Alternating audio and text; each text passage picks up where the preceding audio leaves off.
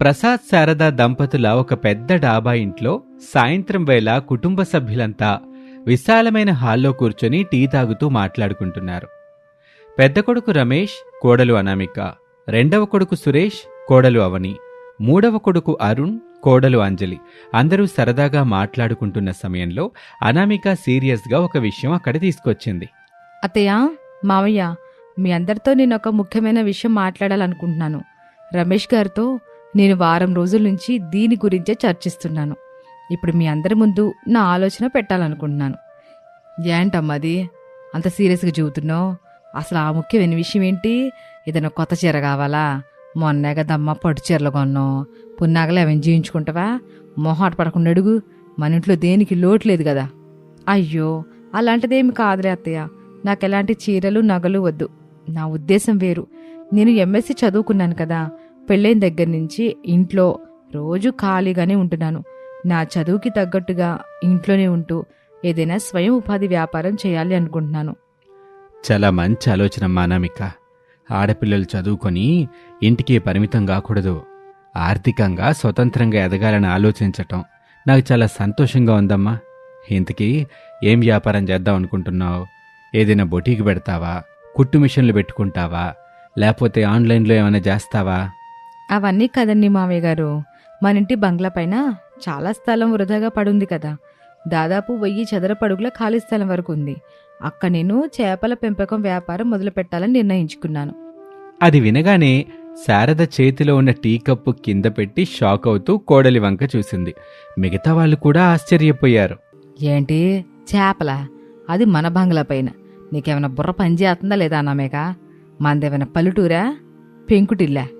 ఇంత ఖరీదైన ఇల్లు ఏమైనా నువ్వు చెరువు అనుకుంటున్నావేంటి? అసలు నీకు పిచ్చ ఆలోచన ఎట్టాగొచ్చింది? అవునక్క, అత్తయ్య చెప్పేది నిజమే. డాబా పైన చేపలు పెంచడం ఏంటి? అది అసలు సాధ్యమవుద్దా? ఒకవేళ చేసినా వాసన వస్తే పక్కింటోళ్ళు ఏమనుకుంటారు? మన పరువు పోతుంది కదా. అలా వెంటనే కంగారు పడకండి. అక్కయ్య బాగా చదువుకుంది. ఏదో గుడ్డిగా ఈ మాట చెప్పుండదు కదా. ఏదో కొత్త టెక్నాలజీ గురించి చెప్తుంది కదా. ముందు తను చెప్పేదేంటో మొత్తం విందాం. నువ్వు చెప్పక్క, ఎలా చేస్తారు ఇది? పైన మట్టి పోసేమైనా చెరువు తవ్వుతారా ఏంటి? థ్యాంక్స్ అంజలి. అత్తయ్య, అవని, దయచేసి నేను చెప్పేది పూర్తిగా ప్రశాంతంగా వినండి. ఇది సాధారణ పద్ధతిలో ఊరు బయట పెంచే చెరువు చేపల పెంపకం కాదు. దీన్ని మట్టితో అసలు చేయరు. దీన్ని బయోప్లాక్ టెక్నాలజీ అంటారు.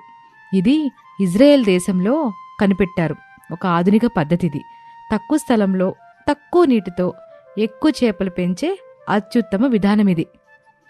ఆ ఇజ్రాయేల్ ఏంటో నీ టెక్నాలజీలు ఏంటో నాకు తెలియదమ్మా. డాబా పైన చేపలు పెంచడం ఏంటి కర్మ కాకపోతే? ఇల్లంతా నీ శ్వాసన వచ్చుద్ది. ఆ చేపల కంపుకి నేనైతే ఇంట్లో ఒక నిమిషం కూడా ఉండలేను. చుట్టుపక్కల కూడా మనల్ని చూసి నవ్వుకుంటారే. ప్రసాద్ గారి కోడలో బంగ్లా పైన చేపలు పండేస్తుందని ఎగతాలు చేస్తారు. మన బంధువులు ఎవరైనా వచ్చారనుకో అసలు వాళ్ళ డాబా పైకి తీసుకెళ్ళగలమా? అమ్మా, నువ్వు ముందు అనామిక చెప్పేది విను. తను గత 3 నెలలుగా ఆన్లైన్లో దీనిపైన చాలా రీసెర్చ్ చేసింది. ఒక ప్రైవేట్ ఇన్స్టిట్యూట్ నుంచి బయోప్లాక్ ఆన్లైన్ కోర్స్ కూడా పూర్తి చేసింది. సర్టిఫికేట్ కూడా వచ్చింది. ఈ విధానంలో అసలు వాసనే రాదు. రిస్క్ ఎందుకన్నయ్యా? పోనీ కింద పెరట్లో వేరే ఏదైనా చేద్దాం. కూరగాయలు పెంచుతాం. డాబా పైన నీళ్లు నిలిపితే ఇల్లు పాడవుతుంది కదా. స్లాబ్ లీక్ అయితే రేపు లక్షలు ఖర్చు పెట్టిన ఇల్లు బాగుపడదు. అన్నయ్య, నేను మన యూట్యూబ్లో చూశాను. ఇది నిజంగానే వర్క్ అవుతుంది. మన రాష్ట్రంలోనే కాదు, పక్క రాష్ట్రాల్లో చాలామంది యువకులు డాబాల మీద ట్యాంకులు కట్టి నెలకు లక్షలు సంపాదిస్తున్నారు. శారదా, కాస్త నెమ్మదించు. కోడలేదో చెప్తుందిగా కొత్తగా. అమ్మ అనామిక, సురేష్ అంటున్నట్టు డాబా లీక్ అయ్యే ప్రమాదం ఉంటుందా? పైగా నీళ్ల వాసన సమస్య ఎట్టా పరిష్కరిస్తావు? నువ్వు చదువుకున్న దాని ప్రకారం మా అందరికి వివరంగా చెప్పు తల్లి. మామయ్య, మనం డాబా పైన నీళ్ళని వేరుగా ఏమీ స్లాబ్ మీద నిలపం మామయ్య. దీనికోసం ప్రత్యేకమైన టార్పాలిన్ ట్యాంకులు దొరుకుతాయి. అవి ఐరన్ మెష్తో చుట్టబడి చాలా మందంగా, చాలా సురక్షితంగా ఉంటాయి. ఒక ట్యాంకు 10,000 లీటర్ల నీటిని పట్టుకోగలదు. ఒక్క చుక్క నీరు కూడా స్లాబ్ మీద పడదు. కాబట్టి డాబా పడే సమస్య ఉంది ఇక్కడ. సరే అక్క, డాబా సేఫ్ అనుకుందాం. కానీ చేపలంటేనే నీ సోసన్ కదా. ఆ వాసన మాట ఏంటి మరి? సాధారణ చేపలు చెరువుల్లో వ్యర్థాల వల్ల నీటిలో అమ్మోనియా అనే గ్యాస్ పెరిగి వాసన వస్తుంది. చేపలు చచ్చిపోతాయి. కానీ ఈ బయోప్లాక్ పద్ధతిలో మనం ఆ నీళ్లలో బెల్లం మరియు కొన్ని రకాల ప్రోబయోటిక్ బ్యాక్టీరియాని కలుపుతాం. ఈ బ్యాక్టీరియా ఆ చేపల వ్యర్థాలను, అమ్మోనియాను తిని జీవిస్తుంది.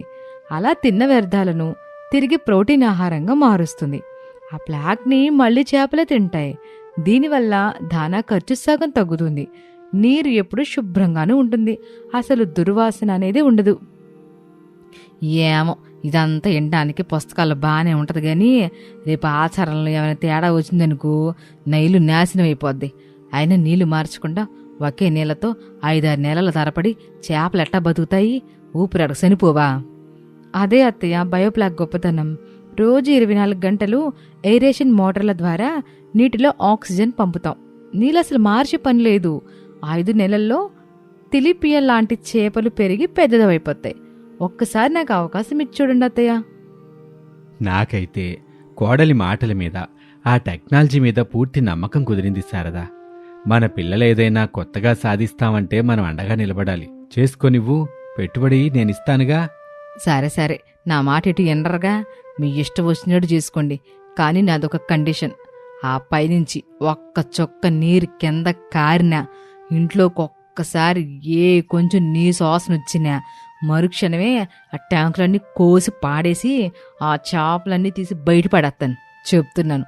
తర్వాత అత్తయ్య కోపిస్తుందని అనుకోబాకండి. సరే అత్తయ్య, అది నా పూచి, మీకే ఇబ్బంది రానివ్వను. అలా ఉండగా మరుసటి రోజు ఉదయం సమయంలో అనామిక, రమేష్, సురేష్, అరుణ్, అవని, అంజలి అందరూ డాబా పైన కలుసుకున్నారు. మనం 2 10 లీటర్ల ట్యాంకులతో మొదలు పెడదాం. రమేష్ గారు, మీరు tarpaulin covers, iron mesh order చేయండి. సురేష్, నువ్వు pH మీటర్, అలాగే ammonia test kit, dissolved oxygen meter ఆన్లైన్లో బుక్ చేసాయి.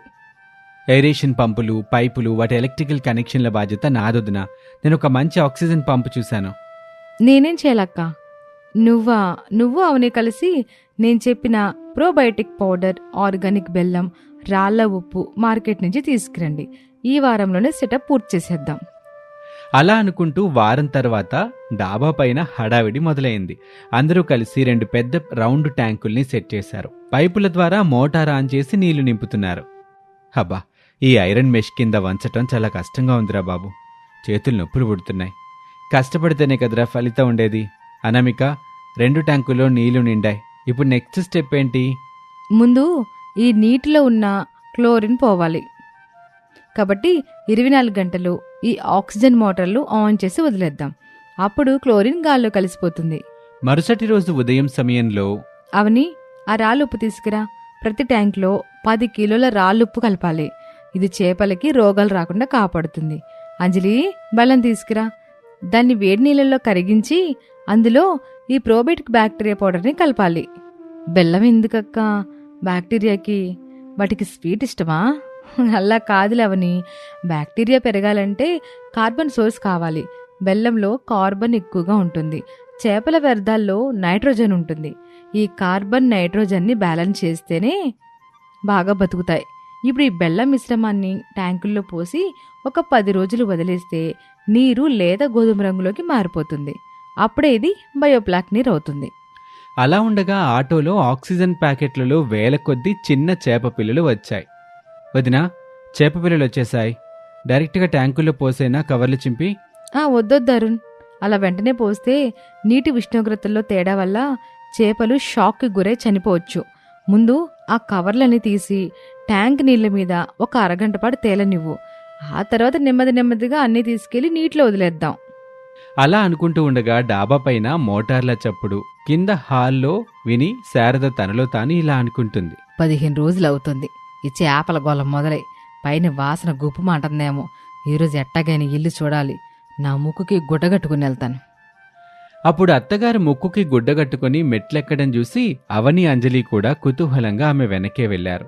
అక్కడ అనామిక ట్యాంకులో నీటిని ఒక చిన్న టెస్ట్ ట్యూబ్లోకి తీసుకుని పరీక్ష చేస్తూ ఒక గాజ్ కోన్లో నీళ్లు పోసి చూస్తూ ఉంటుంది. ఏంటి అనామిక, ఏం చేస్తున్నావు? అయ్యేంటి శేషాలు, రంగు నీళ్లు? నువ్వేమైనా సైంటిస్టో ఏంటి? రెండత్తయ్య, అవని, అంజలి, ఇదిగో ఈ వాటర్ టెస్టింగ్ కిట్లో నీటిలో అమ్మోనియా pH స్థాయిలు ఎట్టా ఉన్నాయో రోజు ఉదయం చెక్ చేసుకోవాలి. అమ్మోనియా 0 ఉంది, pH 7.5 ఉంది. అన్నీ పర్ఫెక్ట్గా ఉన్నాయి. నిజమే అత్తయ్య, అసలు ఇక్కడ చేపల వాసనే రావట్లేదు, ఏదో మట్టి వాసన వస్తుందంతే. చూశారు అత్తయ్య, నేను ముందే చెప్పాను అక్కయ్య ప్లాను సూపర్ అని. అవునే, చాలా ఆశ్చర్యంగా ఉందే. పైగా ఈ నీళ్లు చూడడానికేమో మట్టి రంగులో మురిగ్గా ఉన్నా ఎక్కడా కులినోసనేం లేదు. అసలు ఇదేం మాయా? మాయ కదత్తయ్య, సైన్స్. అప్పుడు శారద నెమ్మదిగా వెళ్లి చేతితో కొద్దిగా దానా ట్యాంకులో వేస్తుంది. వెంటనే వందలాది చేపలు నీళ్లపైకి ఎగురుతూ గంతులేస్తూ చురుగ్గా దానా తింటాయి. అది చూసి శారద మొహంలో ఆనందం. అరరే, భలేగొన్నయ్యా, పిల్లలు భలే ఎదుగుతున్నాయి, చాలా చురుగ్గా కదులుతున్నాయి చేప పిల్లలు. కానీ నా అనుమానం ఏంటంటే అసలు నిజంగా పెరుగుతాయా? లాభం వచ్చిద్దంటావా? ఖచ్చితంగా అత్తయ్య, ఈ తిలపియా చేపలు చాలా వేగంగా ఆరోగ్యంగా పెరుగుతాయి. రోజు 2 పూట్ల సమయానికి దానా వేసి నీటి నాణ్యత కాపాడుకుంటే 5-6 నెలల్లోనే ఒక్కో చేప 1/2 కిలో బరువు వరకు వస్తుంది. అమ్మా, ఇవి పెరగాలంటే 24 గంటలు ఆక్సిజన్ ఉండాలి. కరెంటు పోయినా ఇబ్బంది లేకుండా నేను అన్నయ్య కలిసి పవర్ఫుల్ ఇన్వర్టర్, బ్యాటరీలు కూడా సెట్ చేశాం. ఇక మనకి తిరుగులేదు. సర్లేరా, మీ ఆత్మవిశ్వాసం చూస్తుంటే నాకు కొంచెం నమ్మకం కలుగుతుంది. మరి జాగ్రత్త చూసుకోండి. అలా అనుకుంటూ ఉండగా బయట భయంకరమైన వర్షం, ఉరుములు, కరెంటు పోయింది. 2 గంటల తర్వాత ఇన్వర్టర్ కూడా మోగటం మొదలైంది. కుటుంబం అంతా కంగారుగా డాబాపైకి వచ్చారు. అయ్యో, ఇన్వర్టర్ బ్యాటరీ అయిపోతున్నట్లుంది. మోటార్ లాగిపోతే అరగంటలో ఆక్సిజన్ తగ్గిపోయి చేపలన్నీ చనిపోతాయి. ఇన్ని రోజుల కష్టం వృధా అవుతుంది రమేష్ గారు. అరుణ్, జనరేటర్ ఏమైనా ఆన్ చేయగలవా? అన్నయ్య, మన దగ్గర పోర్టబుల్ జనరేటర్ లేదు, కానీ నేను ఒక బ్యాకప్ కోసం ఒక 12 వోల్ట్ డీసీ ఆక్సిజన్ పంప్ తెచ్చుంచాను. వెంటనే మన కారు బ్యాటరీకి కనెక్ట్ చేసి తీసుకొస్తాను. సురేష్, నువ్వొచ్చి నాకు కొంచెం సాయం చెయ్యి. అలా అనుకుంటూ 10 నిమిషాల్లో అరుణ్, సురేష్ ఆ మోటార్ని తెచ్చి ట్యాంకులకు కనెక్ట్ చేస్తారు. నీటిలో మళ్లీ బుడగలు రావటం మొదలవుతుంది. అనామిక ఊపిరి పీల్చుకుంటుంది. థ్యాంక్స్ అరుణ్, థ్యాంక్స్ సురేష్, మీరు సరైన టైంకి ఆదుకున్నారు, మన బయోప్లాక్ ప్రాణాలని కాపాడారు. అలా ఉండగా 6 నెలల తర్వాత డాబా పైన పండుగ వాతావరణం. ప్రసాద్, శారద, రమేష్, సురేష్, అరుణ్, అవని, అంజలి అందరూ డాబా పైన సందడిగా ఉన్నారు. హోల్సేల్ వ్యాపారులు వారి చిన్న డీసీఎం వ్యాన్తో ఇంటికి చేరుకున్నారు. ఒక్కో చేప ఎంతో ఆరోగ్యంగా మెరుస్తూ 1/2 కిలో నుండి 3/4 కిలో బరువు తూగుతుంది. సురేష్, అరుణ్ వ్యాపారులతో కలిసి డిజిటల్ స్కేల్ మీద అక్కడ బరువుల్ని చూసుకుంటున్నారు. అప్పుడు వ్యాపారి ప్రసాద్తో, మీ కోడలు చాలా అద్భుతంగా చేపల్ని పెంచారు. మేము ఎన్నో చెరువులు చూస్తాం, కానీ ఇంత క్లీన్గా ఎక్కడా దెబ్బలు, రోగాలు లేకుండా చేపలు ఉండటం అనేది చాలా అరుదు. ఫ్లేవర్ కూడా చాలా బాగుంటుంది. ఈ చేపలకి 2 ట్యాంకుల నుంచి కలిపి దాదాపు 1500 కిలోల వరకు వచ్చాయి.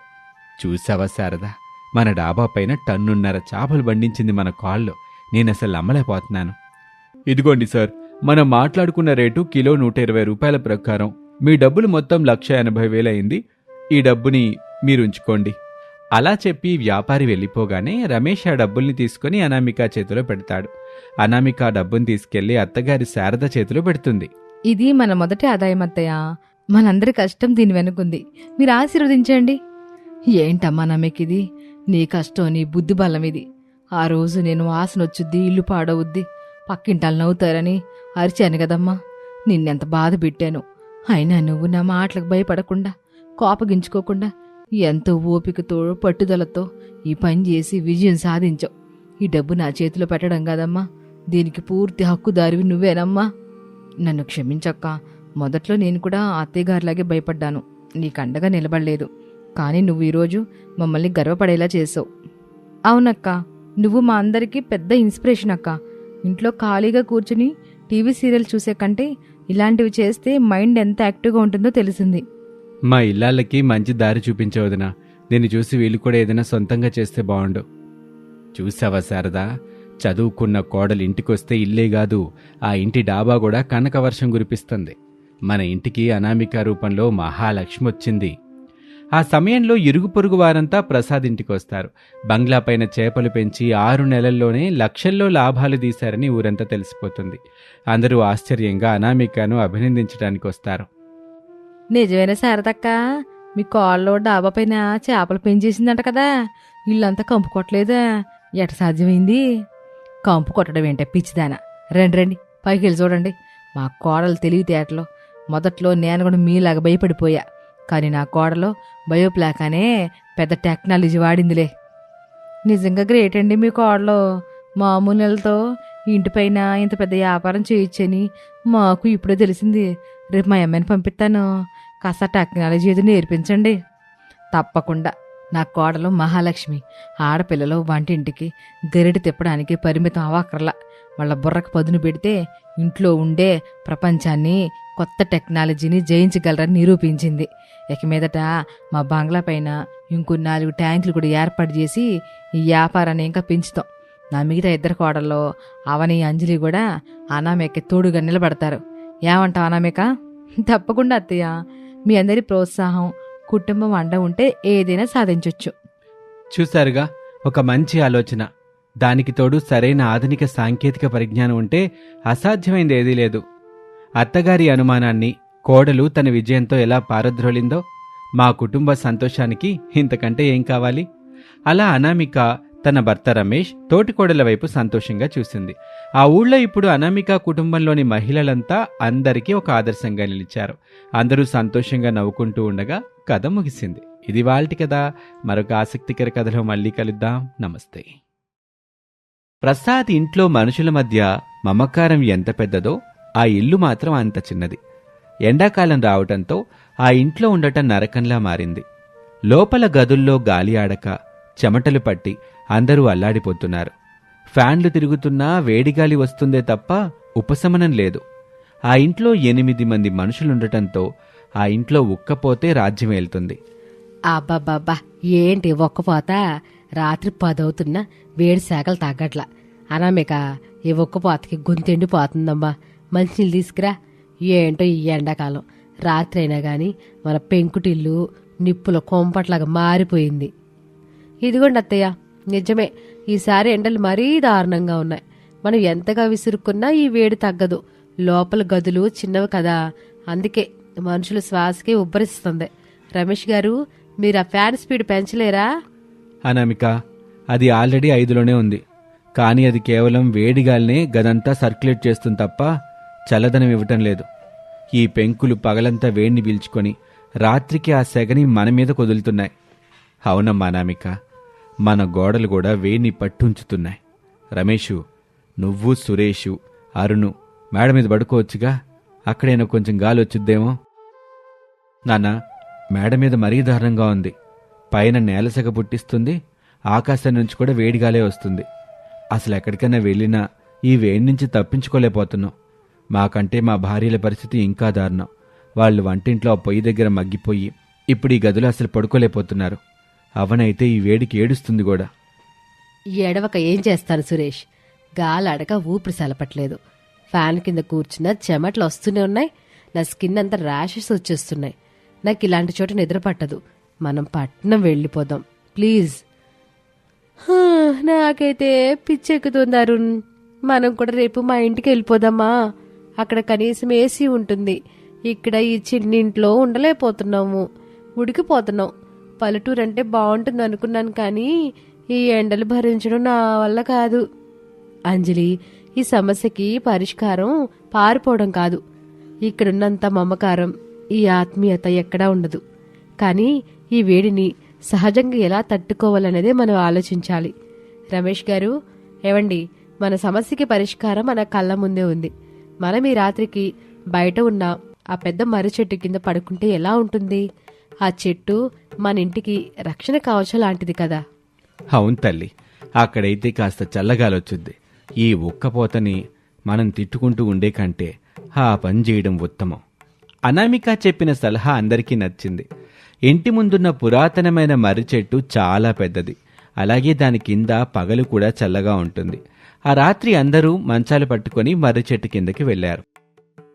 3 కోడళ్ళు మంచాల మీద పడుకున్నారు. చుట్టూ చీకటిగా ఉంది. నక్షత్రాలు మెరుస్తున్నాయి. కాని ఎక్కడో ఒక తెలియని భయం. ఇక్కడ గాలి బాగానే వస్తుంది, కానీ ఎందుకో భయంగా ఉందక్క. ఈ చెట్టు మీద నుంచి ఏవైనా పురుగులు పడతాయేమో అని. ఈ మర్రి చెట్టుకి ఊడలుంటాయి కదా, అవేమైనా ఊడి మీద పడతాయేమోనని భయంగా ఉంది. అక్క, కింద గడ్డిలో పావులు తిరుగుతాయేమోనని నాకు భయం వేస్తుందక్క. అసలే మర్రి చెట్టు అంటే ఏవేవో కథలు చెప్తారు. గాలి చల్లగా ఉన్నా భయం వల్ల నిద్ర వచ్చేలా లేదు. అనామిక అక్క, నువ్వు ఎలా అక్క ఇంత ధైర్యంగా ఉన్నావు? భయం వదిలే అంజలి. ప్రకృతి ఎప్పుడూ మనకి హాని చేయదు. కానీ మీ మాటల్లో కూడా ఒక లాజిక్ ఉంది. కింద పడుకుంటే పాములు, తేళ్లు వంటి భయాలుంటాయి. చెట్టు మీద నుంచి పురుగులు పడొచ్చు. మనకి చల్లదనం కావాలి, కానీ రక్షణ కూడా కావాలి. అదే చెట్టు మీద మనం ఉంటే ఈ ఇబ్బందులే ఉండవు కదా. గాలి చల్లగా వస్తుంది, కిందన్న ప్రాణుల భయం ఉండదు. ఏంటమ్మా నామేక, చెట్టు మీద ఉంటావా? మనమేమైనా పక్షులమా లేక కోతులమా? మనుషులు చెట్ల మీద పడుకోవడం ఎక్కడైనా విన్నావా? కాదత్తయ్య, కానీ పక్షుల నుంచి మనం ఒక పాఠం నేర్చుకోవాలి. గాలి ఎక్కడ చల్లగా ఉంటే అవి అక్కడే గుడి కట్టుకుంటాయి. ఈ మర్రి చెట్టు కొమ్మలు ఎంత బలంగా ఉన్నాయో చూడండి. ఒక్కో కొమ్మ మీద ఒక్కో ఇల్లు కట్టుకునేంత స్థలం ఉంది. మనం ఒక గ్రీన్ హోమ్ని నిర్మించుకోవచ్చు. ఏంటమ్మా అనామిక, నిజంగానే చెట్టు మిదిలు కట్టచ్చా? అది ఎట్టా సాధ్యమమ్మా? మా చిన్నప్పుడు కేవలం మంచెలు మాత్రమే చూశాం. సాధ్యమే మావయ్య గారు. పాత రోజుల్లో రాజులు వేటకు వెళ్ళినప్పుడు చెట్ల మీద మంచెలు కట్టుకుని పడుకునేవారు. ఇప్పుడు ఆధునిక కాలంలో ట్రీ హౌసెస్ అని పెద్ద పెద్ద రిసార్ట్స్లో కడుతున్నారు. మనం కూడా ఈ మర్రి చెట్టుకున్న 3 ప్రధానమైన కొమ్మల మీద 3 చిన్నీళ్లు, అంటే వెదురు బద్దలతో గడ్డితో పైన కప్పుండేలాగా చిన్న చిన్న గదులు నిర్మించుకోవచ్చు. కింద నేల సెగ ఉండదు, పైనుంచి చల్లటి గాలి నేరుగా వస్తుంది. పాముల భయం ఉండదు. ఇది మనకి ఒక వేసవి విడుదలా ఉంటుంది. అనామిక, నీ ఆలోచన నిజంగా అద్భుతం. కానీ దీనికి ఖర్చెంత అవుతుందో? రమేష్ గారు, దీనికి ఏం పెద్దగా ఖర్చు అవ్వదు. మన దగ్గరున్న వెదురు, పాత చెక్కలు, ఆ గడ్డి సరిపోతాయి. కేవలం పనులు కావాలి. మీ 2 తమ్ముళ్ళు మీరు కలిసి పనిచేస్తే 2 రోజుల్లోనే పని అయిపోతుంది. ప్రకృతిని మనం ఇబ్బంది పెట్టకూడదు. దాని ఒడిలోకే మనం చేరాలి. ఇక మరుసటి రోజు ఉదయం అందరూ మర్రి చెట్టు కింద నిలబడి పైకి చూస్తున్నారు. అనామిక ఒక కాగితం మీద ప్లాన్ గీసి చూపిస్తుంది. ఆమె నాయకత్వం స్పష్టంగా కనిపిస్తుంది. ఇదిగోండి, ఈ తూర్పు వైపు ఉన్న బలమైన కొమ్మ మీద నాకు మీకు ఒక ఇల్లు, ఆ పడమర కొమ్మ మీద అవనికి సురేష్కి, ఈ ఉత్తరం దగ్గరేమో అంజలికి అరుణ్కి. ఇక మావయ్య గారు అత్తయ్య గారు లోపలింట్లోనే పడుకోవచ్చు. ఎందుకంటే మన ముగ్గురం బయటకు వస్తే ఇంట్లో వాళ్ళకి స్థలం సరిపోతుంది, గాలి కూడా ఆడుతుంది, ఉక్కపోత తగ్గుతుంది. అక్క, ఐడియా అయితే అద్దిరిపోయింది. కానీ చెట్టు మీద నుంచి పడిపోం కదా. రాత్రి నిద్రలో దొర్లితే నేరుగా కింద పడిపోతామేమోనక్క. పడిపోలేవని వెదురు బద్దల్ని బలమైన తాళతోనే కడదాం. కింద ఫ్లోరింగ్ని చెక్కలతో చేద్దాం. చుట్టూ 3 అడుగుల ఎత్తు వరకు చిన్న జాలి లాంటి గోడలు పెట్టేద్దాం. గాలి వస్తుంది, కానీ మనం కిందికి పడకుండా రక్షణగా ఉంటుంది. ఇది ఒక గూడు లాంటిది. వావ్, చెట్టు మీద ఇల్లా? ఇది ఒక రిసార్ట్లో ఉంటుందక్క. నేను ఇప్పుడే వెదురు బొట్లల్లో వాళ్ళని పిలుస్తాను. మన ఇల్లు మన ఊర్లోనే ఫేమస్ అయిపోతుంది. కానీ అనామేక, ఊర్లో వాళ్ళు చుట్టి నవ్వుతారేమో. ప్రసాద్ గారి కోడల్లో చెట్ల మీద కాపురం చేస్తున్నారని అపహాస్యం చేయరా? ఇల్లు లేక చెట్ల మీద పడుకున్నారని అడుగుతారేమో. అత్తయ్య, ఊళ్ళో వాళ్ళ మాటల కోసం మనం ఒక్క పోతతో ఉండాలా? అలా అయితే మనం అనారోగ్యం పాలవుతాం. మనం ఏ తప్పు చేయడం లేదు కదా. మన పర్యావరణానికి దగ్గరగా జీవిస్తున్నాం. రేపు మనల్ని చూసి ఊరంతా ఇలాగే చెట్ల మీద ఇల్లు కట్టుకుంటుంది చూడండి. వేసవిలో ఏసీల కంటే ఈ చెట్టు గాలి ఆరోగ్యకరం. అనామిక చెప్పింది కూడా నిజమే శారదా. నా కోడలి ఆలోచనలో ఏదో మ్యాజిక్ ఉంది. రమేషు, పని మొదలు పెట్టండి. వెదురు, చెక్కలు, తాళ్ళు తెప్పించండి. నేను కూడా మీకు సాయం చేస్తాను. అనామిక పర్యవేక్షణలో పనులు వేగంగా మొదలయ్యాయి. అనామిక ప్రతి కొమ్మకు దగ్గరుండి పరిశీలిస్తూ బరువు ఎక్కడ పడుతుందో లెక్కలు వేస్తుంది. రమేష్, సురేష్, అరుణ్ ఉత్సాహంగా పనిలో దిగారు. వారం రోజుల్లో ఆ మర్రి చెట్టు మీద 3 అందమైన చిన్న చిన్న ఇళ్లు రూపుదిద్దుకున్నాయి. ఊరంతా వచ్చి వింతగా చూడడం మొదలుపెట్టారు. అనామిక ఆ ఇళ్లను పూలతో, చిన్న చిన్న వెదురు గంటలతో అలంకరించింది. అక్క, ఇవి ఇల్లు కాదు, చిన్న చిన్న స్వర్గధామాలు. లోపల చాపలు పరిచి చిన్న చిన్న దిండ్లు వేశాను. ఎంత అందంగా ఉన్నాయో. ఈ చెక్క వాసన భలే ఉంది. అవునక్క, నేను చిన్న చిన్న బ్యాటరీ ఎల్ఈడి లైట్స్ కూడా పెట్టేశాను. రాత్రిపూట ఈ చెట్టు ఒక నక్షత్రంలా వెలిగిపోతుంది. గాలి చూడు, ఇప్పుడే ఎంత చల్లగా వస్తుందో. కిందన్న వేడి ఇక్కడికి రావట్లేదు. అమ్మా అనామిక, నువ్వు నిజంగా మా ఇంటి మహాలక్ష్మివి తల్లి. ఆ చెన్నింటిని వదిలి ఇక్కడ హాయిగా ఉండేలా చేసావమ్మా. నా కొడుకులు కూడా ఈ పనిలో పాల్గొని ఎంత నేర్చుకున్నారో. నిజమేనమ్మా అనామిక, నీ మాట విన్నందుకు మాకిప్పుడు గర్వంగా ఉంది. ఊర్లో వాళ్ళంతా వచ్చి చూసి ఏం ఆలోచనరా బాబు, ప్రసాద్ గారి కోడల్లో నిజంగా తెలివైందని మెచ్చుకుంటున్నారు. నా భయాలన్నీ పోయాయి. అత్తయ్య, కష్టానికి మేధస్సు తోడైతే సుఖం దానంతటదే వస్తుంది. మనం సమస్యని చూసి ఆడవకూడదు, ఆ సమస్యనే ఒక అవకాశంగా మార్చుకోవాలి. ఈ రాత్రి మనందరం ఈ చెట్టు మీద ఇళ్లలోనే పడుకుందాం. పదండి, లోపల సామాన్లు సర్దుకుందాం. మొదటి రాత్రి పండుగలా ఉండాలి. రాత్రి మర్రి చెట్టు కొమ్మలు చల్లటి గాలితో ఊగుతున్నాయి. ముగ్గురు కోడళ్ళు తమ తమ ఇళ్లల్లో సెటిల్ అయ్యారు. చుట్టూ నిశ్శబ్దం, కేవలం ఆకుల గలగలలే వినిపిస్తున్నాయి. ఆ రాత్రి ఆ ముగ్గురు కోడళ్ళకి మరచిపోలేని అనుభూతినిచ్చింది. కింద ప్రసాదు, శారద లోపల ఇంట్లో హాయిగా పడుకున్నారు. చెట్టు మీద ఉన్న కోడళ్ళకి ప్రకృతి ఒడిలో నిద్రిస్తున్నట్టు ఉంది.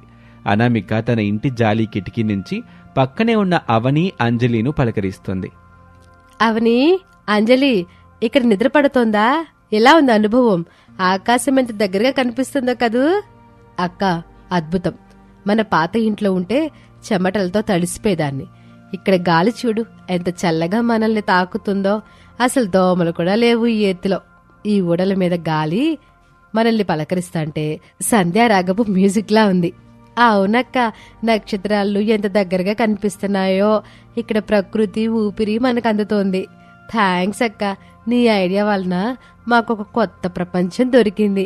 మనం ఇక్కడే పర్మనెంట్గా ఉండిపోదామా? ఇది కేవలం మొదలే అంజలి. రేపు మనం ఈ చెట్టు మీద చిన్న చిన్న హ్యాంగింగ్ ప్లాంట్స్ కూడా పెంచుకుందాం. మన చెట్టు మీద ఇల్లు మన ఊరికే గర్వకారణం అవ్వాలి. పర్యావరణాన్ని ప్రేమిస్తే అది మనల్ని ఎలా కాపాడుతుందో ఊరందరికీ తెలియాలి. ఇప్పుడు నిద్రపోండి, రేపు ఉదయం మళ్ళీ కొత్త పనులుంటాయి. మరుసటి రోజు ఉదయం సూర్యరశ్మి ఆకుల మధ్య నుంచి కోడళ్ల ముఖాల మీద పడుతుంది. శారద కింద నుంచి వాళ్ళని పిలుస్తూ, అమ్మా అనామేక, లేచారా? వేడివేడి కాఫీ చేద్దాం. రాత్రి నిద్ర పట్టిందా? ఏవైనా శబ్దాలు వచ్చాయా?